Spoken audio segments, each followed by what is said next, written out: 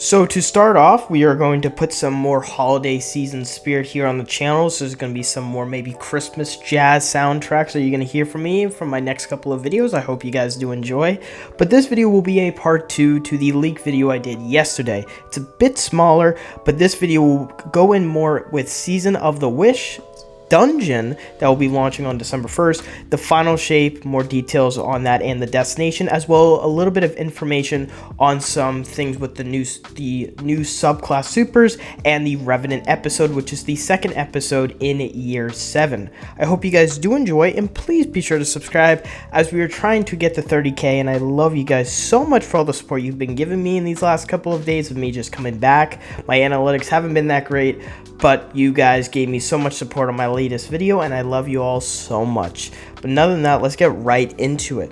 Now, this will be, again, like I said, a part 2 to the leak we did yesterday. So this is from a bit of the same thing, but it's a different paste spin, but it has some of the info really, going and expanding it more from the previous leak. So let's start off with some season 23 info. So the quote-unquote dungeon, which will be launching on December 1st, yes guys, a brand new dungeon for season 23. We will have a brand new seal, a brand new exotic for it, tons of amazing things, and basically you're probably wondering, well, what about this dungeon? Well, this dungeon will serve as a quote-unquote sequel dungeon, using much of the same geometry as the old Shattered Throne dungeon, which was the first dungeon we got back in Forsaken. There is a mechanic of uncorrupting spaces using similar tech to the terrain painting of the third Darkness subclass in development. So we actually find out more about what if there is going to be a third subclass, which there will be, but more of how it will actually maybe work and maybe what we'll see of it in this next dungeon. So that's going to be a really big important day. I want to just name that out. I might be streaming that day, so why not come here and we'll look at it. This corrupted area are one-to-one copy of the Shattered Throne. Uncorrupted is quite different. The start of the dungeon feels mostly like a cop and paste from the Shattered Throne, but the vibe changes a lot as you go through as it gets uncorrupted. So we're basically doing the Shattered Throne, however, we're uncorrupting it, and there will be corrupted spaces, and the dungeon will be sort of in a way going to be completely different, and the vibe will be changed midway through, which I find really cool. I'm hoping that this dungeon is really gonna be in the Dreaming City and not in the Shattered Throne, because we've already gotten, we haven't really, there's still a lot of spaces in the Dreaming City to really, go at, like the big spire. We haven't really went in it, and there was a time where a Guardian was actually driving towards it, so this might be cut footage from Forsaken for Season of the Wish. It ends up looking much more like a real throne world once you get into the dungeon. All the encounters are changed, and I believe I was told that there's going to be 3 to 4, one small encounter in this, so it's going to be average size. There's an in-game mini cutscene at the end where Mara kills Duel and Karo, so this might be after maybe the first completion of the dungeon from just one person who's done it, like world's first maybe, or after you finish the dungeon for the first time, you'll get a in-game cutscene, which would be really cool. The choice saved a lot of dev time, but still made a pretty good final product. I'm not going to be crazy about this, but if we are getting a brand new, a unique dungeon, which I have a good experience with, some awesome weapons, an awesome exotic, and again, an awesome cutscene for the story narrative, I'm not going to put tons of pressure on Bungie to make the best dungeon for the season. As you guys probably know, the dungeon is actually $10 separate from the season, so I'm actually still expecting a good product out of it, obviously, but if Bungie's working hard on the Final Shape and other future projects, I want them to work hard on those than a season. But enough said, it will be a $10 thing that you're buying separately, which we didn't really do before. So again, I'm hoping that we get a really good dungeon out of this. Goes to the Deep was great, so I'm hoping for that, and I think we'll get that. There is going to be a exotic for this dungeon. This is the last thing for the dungeon, but hence, here is a spoiler for what type it is going to be Strand. And it's weird, we just got a Strand exotic from the Ghosts of the Deep dungeon, and it will be a Strand exotic for this. This could actually be an seasonal exotic quest or an exotic mission thing for the season. As you guys know, we're probably going to get an exotic mission in season 23. We have no details on that as of now, but this might be the Dungeon exotic. So we are getting a Strand exotic next season that just comes down to what it will be. As we know, Dragon's Breath will be the seasonal exotic. We don't know if this Strand exactly will be the Dungeon or will be a extra thing. Now, apparently, this exotic will be a wave-frame grenade launcher that creates corrupted zones on terrain. Enemies in those zones are severed and volatile.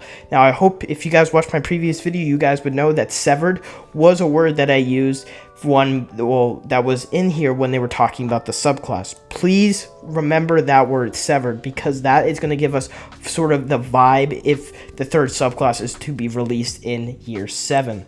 Now, original plans for this was that it was scrapped because it was similar to Witherhoard, so they were changing it a bit so zones will last a longer time. So we don't really know exactly what that means, but apparently it's gonna be a bit more unique than Witherhoard, because the last thing we want is just a copy and paste Witherhoard. No, you guys don't want that. We want something new.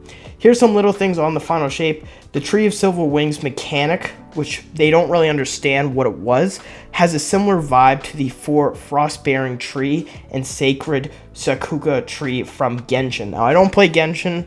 I don't know if you guys play Genshin. I don't do videos on Genshin, so I don't really understand what this means. Hopefully you guys can maybe describe it in the comments. But basically what this means is that there is going to be the Silver Wing mechanic in the Final Shape when it comes to the destination or some missions. So whatever that means, we'll find out as we get closer to that. The zone will have a lot of collectibles. I've been hearing from a lot of leakers and just ones, and again other paste bin leaks, that this destination will have a lot of collectibles, a lot of things that will give us sort of, again, being that this is the last destination in the Light and Dark Saga that we're going to get, they want to really wrap up a lot of stuff, and they want to have a really awesome destination for this. And I thought Neomuna was a very generic location that didn't have a lot of collectibles. This seems to have a lot.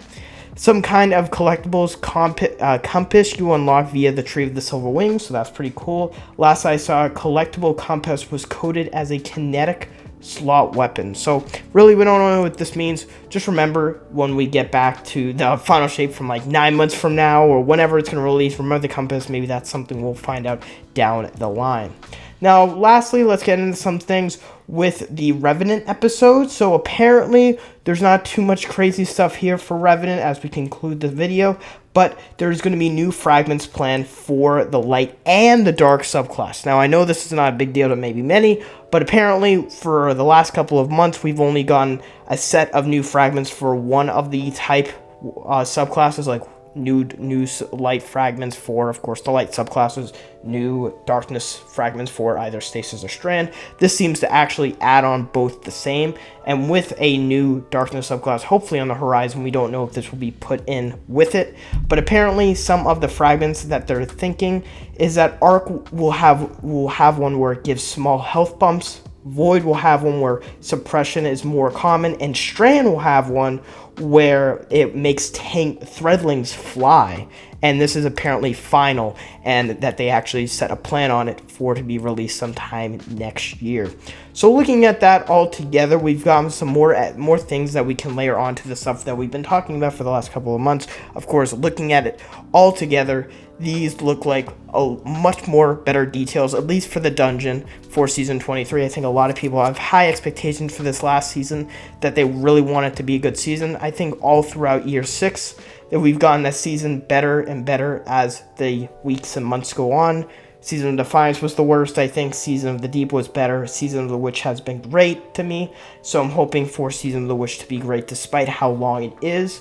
And then looking forward at the Final Shape, we've gotten some more stuff with the destination, and then we've got Revenant and, of course, Echoes and all that. But I'm not really too tied up with those episodes until after the Final Shape, because I don't really want to talk about that much. I'll, of course, keep on if there's ever leaks talking about it. I'm down. But with the whole controversy over the delay, if it's going to happen or not, it really comes down, are they going to take stuff from the episodes that they were planning and putting it to the Final Shape?